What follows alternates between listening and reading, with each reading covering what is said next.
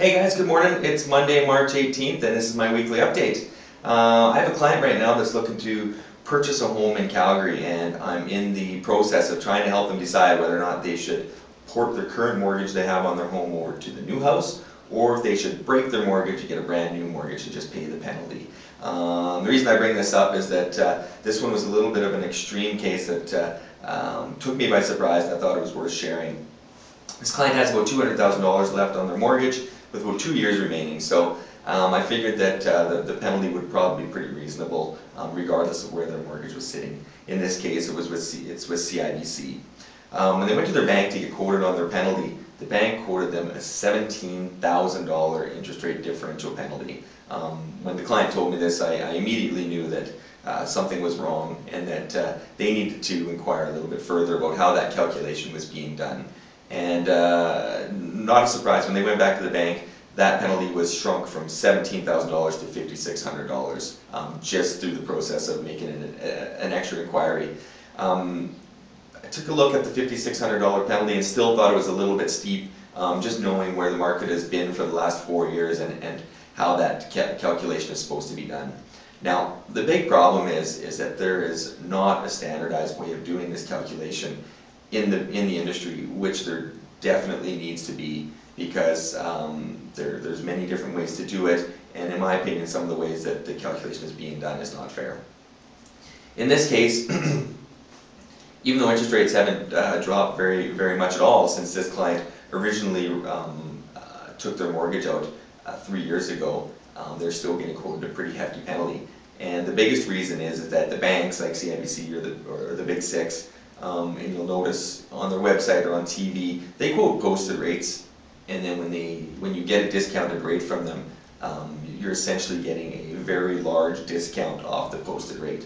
And when they do that interest rate differential calculation, they actually they do it as though they're replacing that discount that they offered you, as opposed to actually replacing the rate that they gave you.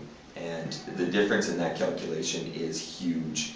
And in most cases, it's usually about threefold over what a monolender or a wholesale guy will calculate on the exact same mortgage. So, you know, all else being equal, it's one of the big reasons that I tend to put all my clients, or as many of my clients as I can, into wholesale mortgages with the monolenders. I just don't think they need to be in that position to potentially be looking at a large penalty.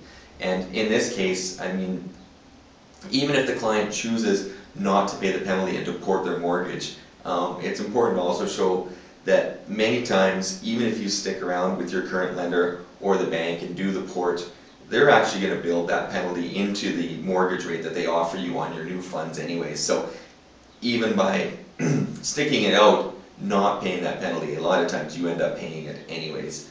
So just important to know, I mean, that port versus break and get a new mortgage is something I come up against all the time, and it's important maybe to get a second set of eyes on it, because the penalty is not very predictable, and a lot of times it's just a defensive strategy by the bank. And in this case, you can see they came out with just an outlandish quote to begin with, just hoping that would be the end of it. The client would throw their hands up there and say, well, we'll just port then. So really important maybe to dig a little bit deeper into it, and you know, make sure that your clients are doing the best thing that they can. On to interest rates now, guys, and man, I'm starting to sound like a broken record here, but there really hasn't been a major change throughout the week. Interest rates really don't have they really don't have a lot of room to go down, and I don't see them dramatically moving up anytime soon, just with how competitive the marketplace is right now. So still looking at 2.79% on a 5-year fixed, depending on when the mortgage closes and what variables and prepayment options you need to build in within the mortgage. The 10-year rate is still at 3.69%, which is a wonderful option for a lot of people.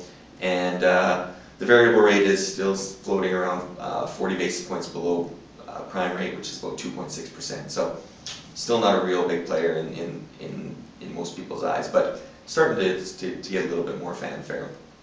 That's it today, guys. Hope everyone has a great week, and I'll see you again next week.